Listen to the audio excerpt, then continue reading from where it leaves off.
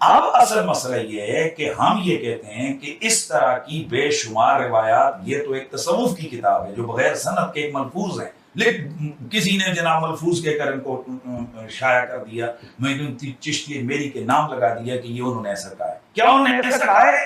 میں نے آپ سے پوچھا ہے نہیں، کیا انہوں نے ایسا کہا ہے؟ ایسا نہیں ہے، ہرگز نہیں ہے، ثبوت ہی نہیں ہے۔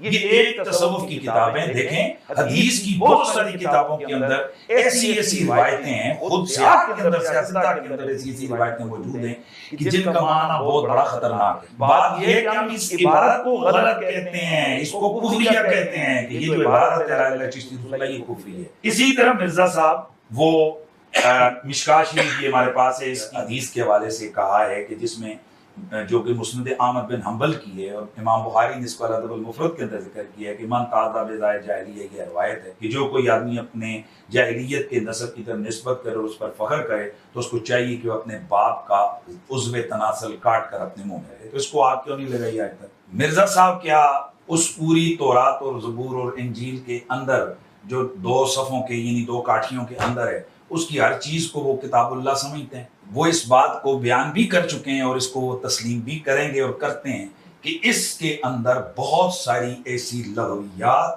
اور ایسی چیزیں موجود ہیں کہ جو انبیاء کی توہین کے اوپر۔ تو پھر آپ جس کے اندر نبی کی گستاخی اس پوری کتاب کی تعظیم کیسے کر سکتے ہیں؟ علی بھائی اگلا سوال کریٹیکل ہے۔ گستاخانہ عبارت والی بکس کا جھوٹا دفاع کرنے والے بعض علماء کی جانب سے آپ کے خلاف ایک نیا اعتراض مارکیٹ میں آیا ہے، اور وہ یہ کہ آپ صوفیاء کی بکس کی پرنٹنگ کو بند کروانے کا مطالبہ کرتے ہیں، جبکہ دوسری طرف احادیث کی بکس کی پرنٹنگ کیوں نہیں رکھواتے، حالانکہ ان کتابوں میں بھی ضعیف اور من گھڑت احادیث موجود ہیں۔ پلیز اس تازہ الزامی جواب کا علمی جواب بھی ریکارڈ کروا دیں تاکہ بھولی بھالی عوام کی اصلاح ہو سکے۔ اعتراض جذباتی ہے، جواب علمی مانگا جا رہا ہے صدقے جاواں۔ آپ دیکھ لیں کہ اس اعتراض نے ان کا کچا چٹا کھول دیا۔ جو میں کہتا تھا انہوں نے اپنے بابوں کو خدا مانا ہوا ہے۔ سورہ التوبہ کی آیت نمبر 31 ہے، اتخذوا احبارہم ورہبانہم اربابا من دون اللہ۔ یہود و نصارہ نے اپنے علماء اور اپنے صوفیوں کو، جوگیوں کو، یہ اعلیٰ حضرت کا ترجمہ میں کر رہا ہوں، علماء اور جوگیوں کو اپنا رب مان لیا تھا اللہ کے مقابلے پر۔ اور اس کو سپورٹیو و ترمذی کی روایت ہے، بعض محدثین کے نزدیک ضعیف ہے لیکن فٹ ان بیٹھتی ہے اس پہ۔ عدی بن حاتم نے کہا یا رسول اللہ ہم تو اپنے بزرگوں اور جوگیوں کو اپنا رب نہیں مانتے تھے، علماء کو۔ آپ نے فرمایا صلی اللہ علیہ وآلہ وسلم کیا تم ان کی حلال کی چیزوں کو حلال اور حرام کی چیزوں کو حرام نہیں مان لیتے تھے؟ کہا یا رسول اللہ ایسا ہی تھا۔ آپ نے فرمایا یہی تو رب ماننا ہے۔ وہ عیسائی سے مسلمان ہوئے تو ان کی آیت تمہارے بارے میں کیوں نازل ہوئی ہے؟ یہ بالکل فٹ ان بیٹھتی ہے۔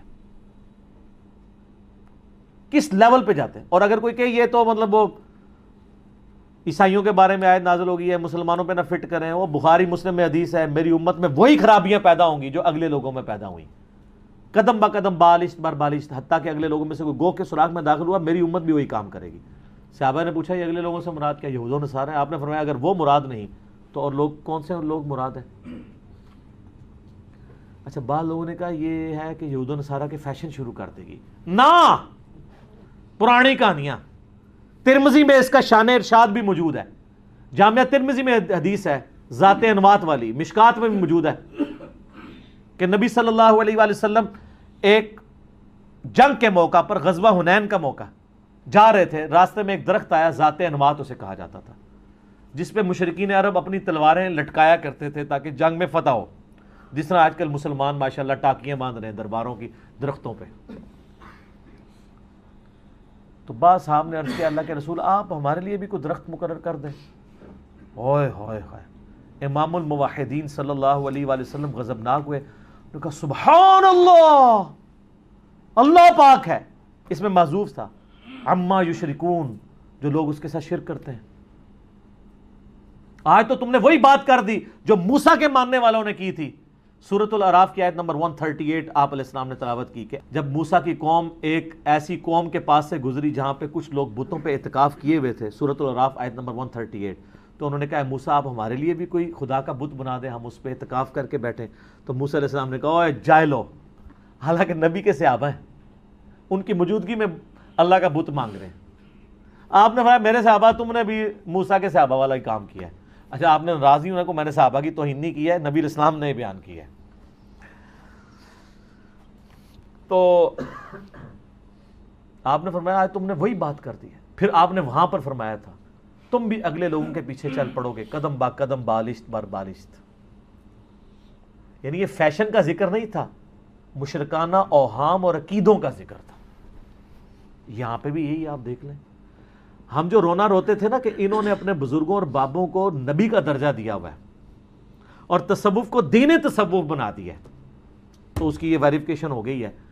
ہم کہہ رہے ہیں حدیث کی کتابیں، وہ کہتے ہیں حدیث کی کتابوں کی پرنٹنگ بھی بند کریں، اس میں بھی تو ضعیف روایتیں ہیں. اگر ہمارے بزرگوں کی بند کرانی ہے تب کو کڈی وڈی کہانی کرائی نے. آپ کے بزرگوں کی کتابیں کیا دین ہے؟ آپ کے بزرگوں کی کتابیں کیا وہ چیز ہے جو نبی صلی اللہ علیہ وآلہ وسلم نے حجۃ الوداع پہ فرمایا تھا؟ المستدرک الحاکم میں انٹرنیشنل نمبر کے مطابق 318 نمبر حدیث ہے کہ میں اپنے بعد 2 ایسی چیزیں چھوڑ کے جا رہا ہوں جن کو مضبوطی سے پکڑ لو گے کبھی گمراہ نہیں ہوگے. ایک اللہ کی کتاب اور دوسرا اس کے نبی کی سنت. کیا بابوں کو بھی چھوڑا تھا آپ نے؟ حالانکہ آپ کے پاس وہ بابے تھے جو چھوڑے جا سکتے تھے، لیکن آپ نے ان کا ذکر نہیں کیا. کیوں؟ بابوں نے قیامت تک زندہ نہیں رہنا تھا نا. ابو بکر کو چھوڑ کے جاتے وہ تو بھی 2 سال بعد فوت ہو گئے.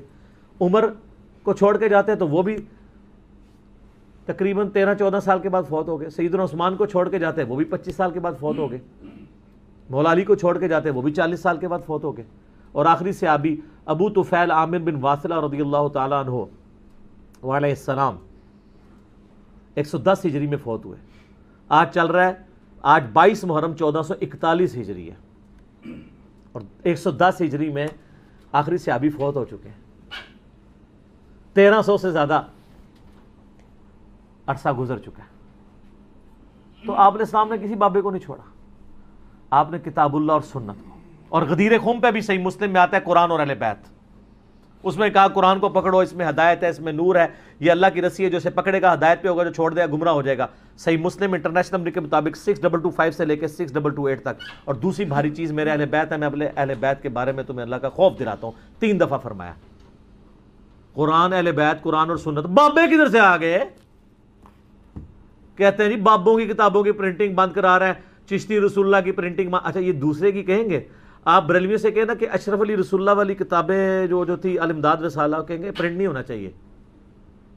اور کہیں چشتی رسول اللہ والا، کہتے ہیں ہونا چاہیے. اور دیوبندیوں سے کہیں، وہ کہیں گے اشرف علی رسول اللہ آپ کو سمجھ نہیں آیا، چشتی رسول اللہ والا پرنٹ نہیں ہونا چاہیے. تو یہ نہ کہیں کہ بابوں کی کتابوں کے اپنے بابوں کے پجاری، اپنے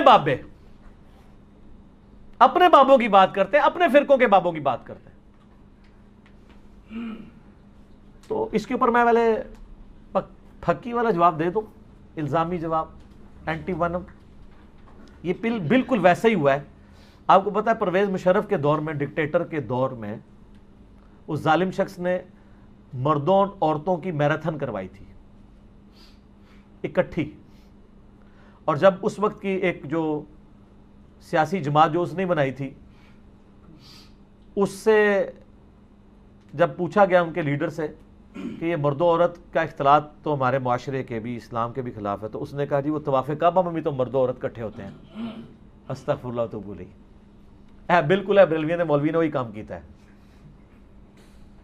میراتھن کو کمپیئر کروایا اس پولیٹیکل لیڈر نے خانہ کعبہ میں طواف کعبہ کے معاملے میں.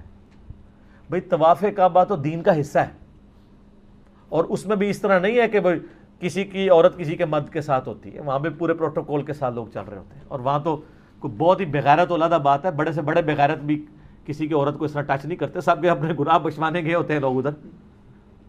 اور وہاں پہ بھی نماز کے وقت علیحدہ ہو جاتے ہیں. تو اس ظالم شخص نے ڈکٹیٹر کی بات کو محفوظ کرنے کے لیے، اس کو بچانے کے لیے، میراتھن عورتوں مردوں کے اختلاط کے لیے خانہ کعبے کے طواف کی مثال دے دی. اس ظالم شخص نے اپنے بابوں کو بچانے کے لیے کہا حدیث کی کتابیں چھاپنا بند کر دو. تو انہوں پھر میں ہی چپیٹ مار سکنا علمی طور پہ.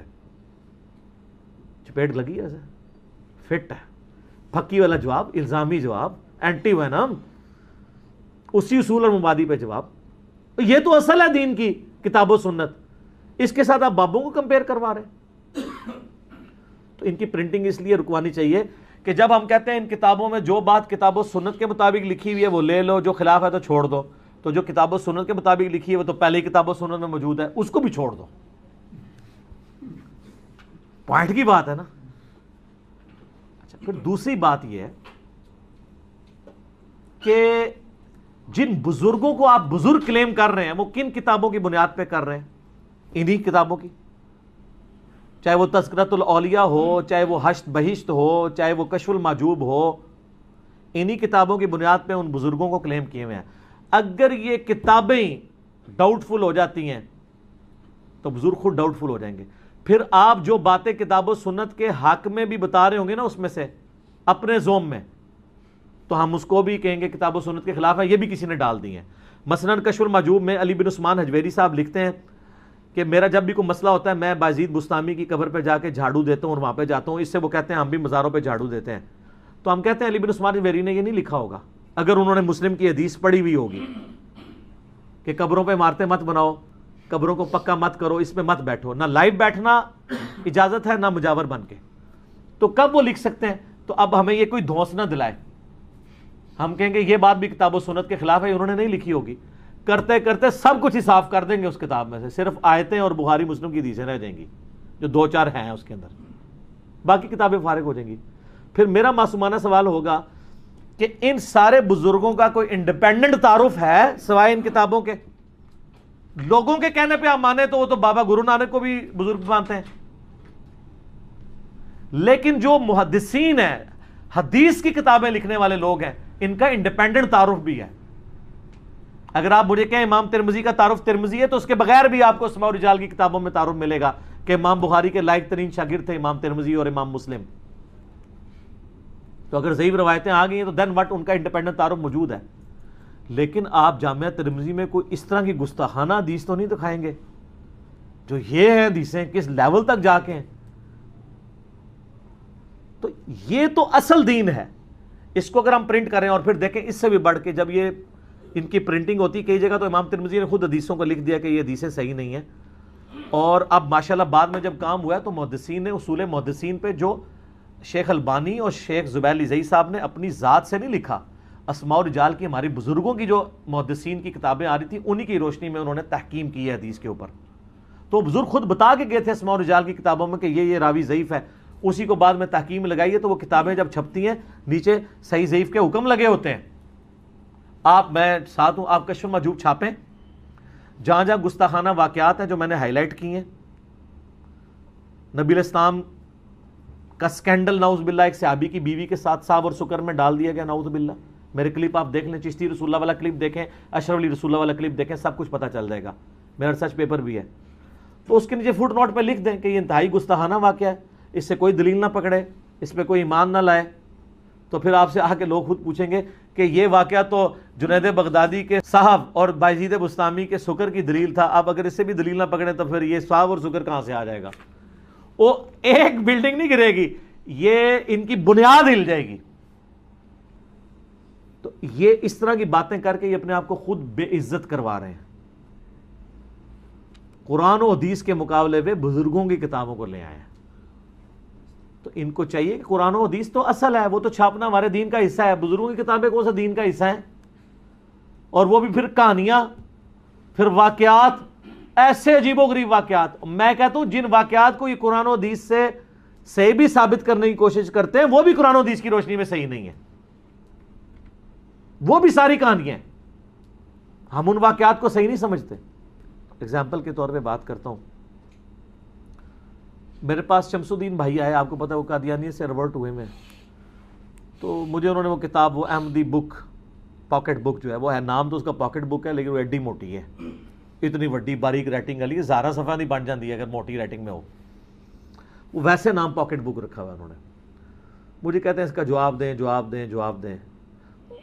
اچھا، اب جب وہ میں نے باتیں پڑھی نا اعتراضات کی، تو میں اعتراض کے جواب پڑھنے سے پہلے ہی اس رزلٹ پہ پہنچ گیا کہ اگر یہ اعتراض ہوا ہے نا تو انہوں نے کشف المحجوب سے اس کا یہ جواب دینا ہے، تذکرۃ الاولیاء سے یہ جواب دینا ہے، حشت بہشت سے یہ دینا ہے، اور وہی نیچے دیا ہوا تھا۔ میں نے کہا یار اس کا جواب نہیں ہو سکتا. کہتے ہیں ہمارے علماء دیوبند اور بریلوی اور اہل حدیث تو مجھے یہ بتاتے تھے کہ یہ احمدی پاکٹ بک کے اندر جتنے جواب دیے ہوئے نا یہ اہم ہی دیے ہوئے ہیں, کوئی نہیں لکھے ہوا کشف المحجوب میں یہ کچھ. میں نے کہا تمہیں توفیق نہیں کبھی ہوئی کہ کشف المحجوب کھول کے میں پڑھوں کہ واقعی لکھا ہوا ہے کہ نہیں. میں نے کہا یہ رینڈملی کھولو, واقعہ نکالو, میں تمہیں ابھی کشف المحجوب بریلوی اور دیوبندیوں دونوں میں سے نہ نکال کے دوں نا, مجھے پکڑ لینا. تو میں نے اس پوری کتاب کو پڑھا تو میں نے کہا جی اس میں ایک ٹاپک ہے جس کو میں اسٹرانگلی کنڈیم کر سکتا ہوں, وہ حضرت حسین ابن علی کی جو اس نے گستاخیاں کی ہیں, اگرچہ اس نے شیعہ کے بکس میں آ کے کی ہیں, لیکن یہ تو نہیں میرا عیسائیوں سے بکس ہے تو میں حضرت عیسیٰ کو گالیاں دینا شروع کر دوں, تمہارا عیسیٰ یہ, تمہارا عیسیٰ یہ. اب جب پوچھیں گے نا وہ تعویل کریں گے, وہ کہیں گے مراد یہ کہ جس حسین کو یہ مانتے ہیں ہمارا حسین تو اور ہے, حسین تو ایک ہی ہے. اگر میں کہوں کہ اے عیسائیوں تمہارا خدا یہ اتنی گندی گالیاں نکالوں, تو کیا عیسائی اللہ کو نہیں مانتے؟ تو میں اللہ کو تو برا نہیں کہوں گا نا, یہ طریقہ تو نہیں ہے. تو وہ اس کی تعویل باطل یہ کرتے ہیں کہ وہ جو کہا تمہارا حسین, اس سے مراد حسین ابن علی نہیں تھا, وہ جس کو نصیریہ مانتے تھے, جس کو رافضی مانتے تھے. او بھائی نصیریہ رافضی اسی حسین کو مانتے ہیں جس کو آپ مانتے ہیں, وہ صرف اس کو غلو کرتے ہیں, ہم غلو نہیں کرتے ہیں, لیکن حسین کو تو آپ برا نہیں کہہ سکتے. کل تو آپ حضرت عیسیٰ علیہ السلام کو بھی کہیں گے ہم اس عیسیٰ کو کہتے ہیں جس کو عیسائی مانتے ہیں, اور عیسائی اسی عیسیٰ کو مانتے ہیں جس کو ہم مانتے ہیں, وہ غلو کرتے ہیں. آپ یہ اس طریقے سے توہین تو نہیں کر سکتے. تو یہ ان تصوف کی کتابوں کو سپورٹ, پھر قادیانیت کی سپورٹ میں یہ کتابیں جا رہی ہیں. خدا کے لیے ان کتابوں کو ضرورت نہیں ہے. اور پھر ان واقعات کو جو ہے وہ مجھ سے پہلے کس نے ہائی لائٹ کیا ہے, اسی پہ میں کنکلوڈ کرتا ہوں. بقیہ کے سوالات انشاءاللہ اگلی دفعہ کریں گے. مجھے بتائیں مجھ سے پہلے کس نے ان واقعات کو کنکلوڈ کر کے ہنگامہ کھڑا کیا ہے علمی طور پہ؟ اگر یہ کہتے ہیں نہیں ہمارے بزرگ تو شروع سے ان واقعات کو غلط سمجھتے ہیں, تو مجھے بتائیں ان واقعات کو غلط کہہ کے کن کن کتابوں کے اندر آپ کے بزرگوں نے لکھا ہے کہ چشتی رسول اللہ, اشعری رسول اللہ یہ سارے کفریات ہیں؟ وہ ذرا کتاب پیش کریں, لیکن اپنی والی پیش کرنی ہے. بریلویوں کا اشعری رسول اللہ کو غلط کرنا ہے ہم نہیں مانیں گے, دیوبندیوں کا کہنا مانیں گے, اور دیوبندیوں کا چشتی رسول اللہ کو غلط کہنا نہیں مانیں گے, بریلویوں کا کہنے کو مانیں گے, جن کا اپنا ہے نا, ہر بندے کو اپنا ابا عزیز ہے نا. تو کسی نے نہیں کیا تھا, تو آپ کس نے کہتے ہیں ہم نے لانے برات کیا ہوا ہے؟ تو یا پھر مانیں کہ ہاں جی انجینئر صاحب کو اللہ نے ہمارا مجدد بنا کے بھیجا. یہ جوک کے طور پہ میں کہہ رہا ہوں, انہوں نے آ کے ہماری آنکھیں کھولی, ہمارے بزرگوں نے ہمیں دھوکے دیے ہوئے تھے, درمیانے بزرگوں نے, پرانے نہیں نا, پرانے نہیں ہیں. علی بن عثمان اجویری 465 ہجری میں فوت ہوئے ہیں, ان سے پہلے 450 سال کے بزرگ وہ ہمارے بزرگ ہیں. بایزید بستامی 297 ہجری میں فوت ہوئے ہیں, اور ایک روایت میں 261 ہجری میں. اسی زمانے میں امام مسلم بن حجاج القشیری جن کی کنیت ابو الحسین تھی وہ ہمارے بزرگ ہیں. آپ کے بزرگ کی کنیت ابو یزید تھی, وہ آپ کے بزرگ ہیں. کہتے ہیں وہ توہین کرتا, مجھے کوئی توہین نہیں, یزید نام بھی رکھیں, لیکن نام رکھ کے مجھے جواب دیں کہ یہ ہمارے بزرگ ہیں, ابو یزید مولانا فلاں بریلوی رحمت اللہ علیہ. آج کے دور کا رکھیں, ان کے بچے کو اسکول میں بھی داخلہ مل جائے تو بات کیجیے گا. اور آپ کہہ رہے ہیں کہ بازید بستامی امام جعفر کے خلیفہ ہیں, ڈائریکٹ ان سے اکتساب کیا اور انہوں نے اپنی کنیت ابو یزید رکھی ہوئی ہے. تو ہم تو 1200 سال بعد امام جعفر کے ماننے والے ابو یزید کنیت رکھنے کے لیے تیار نہیں. جو ڈائریکٹ مرید ہے انہیں ابو الحسین نہیں رکھی, ابو یزید کیوں رکھی؟ اور امام مسلم کی کنیت جن کی صحیح مسلم شریف ہے ابو الحسین ہے. ہمیں کوئی نہیں ناموں سے, ہم نے علی کو جواب دے, اور نہیں علی کو جواب دینا ہے تو اپنے کم از کم 10 بڑے بڑے بریلویوں کے مولویوں کے جو بچے پیدا ہو رہے ہیں نا, ان کے نام یزید رکھ کے, ان کی کنیت ابو یزید رکھ کے پریکٹیکلی جواب دیو, کہانیاں کرا کے جواب نہ دیو. پرانے بزرگ شیخ عبد القادر جیلانی رحمۃ اللہ علیہ کوئی پرانے نہیں ہیں, 561 ہجری میں فوت ہوئے, ان سے پہلے 650 سال کے مسلمان ہیں.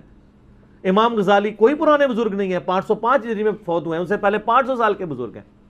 یہ سارے درمیانے ہیں, پرانے پہلے 300 سال کے ہیں. جو بخاری مسلم میں حدیث ہے سب سے پہلا بہتر زمانہ میرا, پھر میرے صحابہ کا, پھر تابعین, پھر تبع تابعین کا, اور پھر فرمایا اس کے بعد جھوٹے لوگ پیدا ہوں گے, امانت میں خیانت کرنے والے, موٹاپے کو پسند کرنے والے. میرا ایک یوٹیوب پہ کلپ ہے, پرانے اور درمیانے بزرگوں میں فرق. پرانے بزرگ ہم مانتے ہیں وہ آپ والے درمیانے ہیں, یا جو نئے والے ہیں ان کو بھی مانتے ہیں. سب سے نیا بزرگ پتہ کون ہوگا؟ امام مہدی, ان کے بعد قیامت آ جانی ہے. تو نئے بزرگوں کو مانا کریں, پرانوں کو مانا کریں, درمیانوں کے بارے میں ذرا دیکھ لیا کریں, گڑبڑ نہ ہو جائے. 8 سے 500 سال بعد تو غلام احمد قادیانی بھی پرانا بزرگ ہو چکا ہوگا، ان کے والا اور ہمارے والا درمیانہ۔ سب سے نئے بزرگ امام مہدی امت کے امام ہوں گے، اور پرانے بزرگ ابو بکر، عمر، عثمان و علی رضی اللہ عنہم اجمعین، تابعین، تبع تابعین، صحیح العقیدہ محدثین وہ ہیں۔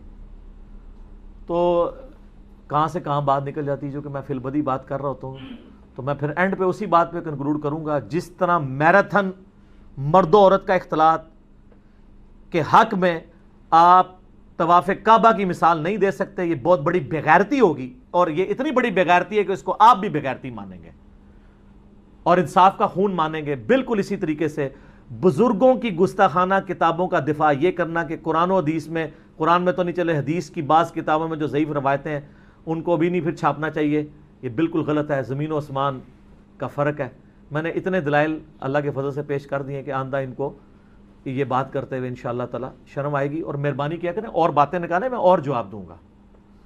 میں آپ کو بتاؤں، مجھے ایک بہت بڑے ان کے بریلویوں کے مفتی نے فون کیا، پھر میری ان سے ملاقات بھی ہوئی، انہوں نے مجھے کہا جی پیر میر علی شاہ صاحب کے بارے میں آپ نے ایک بات کی ہے تو بڑی گستاخی ہو گئی ہے یہ وہ۔ میں نے کہا جی پیر میر علی شاہ صاحب کی میں نے اتنی تعریف کی ہے اس کلپ کے اندر چشتی رسول اللہ والے میں، کہ ان میں ٹالرنس تھی، وہ اہل حدیث جو ایک عالم تھے ثناء اللہ امرتسری، ان کو انہوں نے اپنے مسلح پہ کھڑا کیا تھا، جو ٹالرنس آپ کے اندر نہیں ہے۔ آپ تو اہل حدیث کی مسجد میں جا کے نماز نہیں پڑھتے ہو، انہوں نے اپنے مسلح پہ کھڑا کیا تھا۔ پھر پیر میر علی شاہ صاحب نے جو قادیانیت کے خلاف کام کیا، میں دل سے قدر کرتا ہوں۔ صرف ایک مسئلے میں نے ان سے اختلاف کیا کہ جو ان کی کتاب ہے تحقیق الحق فی کلمت الحق، جس میں انہوں نے چشتی رسول اللہ کے واقعے کو کوٹ کیا، اگرچہ انہوں نے غلام احمد قادیانی کو یہ جواب دیا تھا کہ اس واقعے کو دلیل نہ بنایا جائے اپنی نبوت کے لیے، لیکن انہوں نے اس واقعے کو فی نفسی غلط نہیں کہا۔ ان کا موقع پتہ کیا ہوتا ہے صوفیاء کا؟ وہ کہتے ہیں شتیہات ہیں، اگر کسی کی ولایت ثابت ہو اور وہ چشتی رسول اللہ پڑھوا لے تو وہ عند اللہ معذور تصور ہوگا، غلام احمد قادیانی اگر پڑھائے گا تو مجرم ہوگا۔ اب یہ سودا عوام میں تو نہیں بیٹھ سکتے، یہ لوگ کہیں گے یار یہ کیا ہے، بخاری مسلم میں حدیث ہے میری بیٹی فاطمہ بھی چوری کرے اس کے بھی ہاتھ کٹیں گے، غلام احمد قادیانی دلیل نہیں بنا سکتا چشتی رسول اللہ کو، تو آپ کے بزرگ کیسے بنا سکتے ہیں دلیل؟ اور میں نے بات کی کہ یہ وہ کہتے ہیں جی آپ نے پیر میر شاہ صاحب پہ الزام لگا دیا، انہوں نے یہ کر دیا۔ پوری بات پیش کریں، اور اس پوری کتاب میں نا وہ والی عبارت نہیں دکھا رہے، آگے پیچھے کی ساری باتیں دکھا رہے ہیں میرے خلاف جو کلپ چڑھایا ہوا ہے۔ مجھے لوگ کہہ رہے ہیں جواب دو، میں جواب کیا دوں یار، خود کھول کے پڑھ لیں۔ اللہ تعالیٰ سے دعا ہے جو حق بات میں نے کہی اللہ تعالیٰ ہمارے دلوں میں راسخ فرمائے، اگر جذبات میں میرے منہ سے غلط بات نکل گئی اللہ تعالیٰ ہمارے دلوں سے معاف کر دے۔ سبحانک اللہم و بحمدک، اشہد ان لا الہ الا انت، استغفرک و اتوب الیک، وما علینا الا البلاغ المبین۔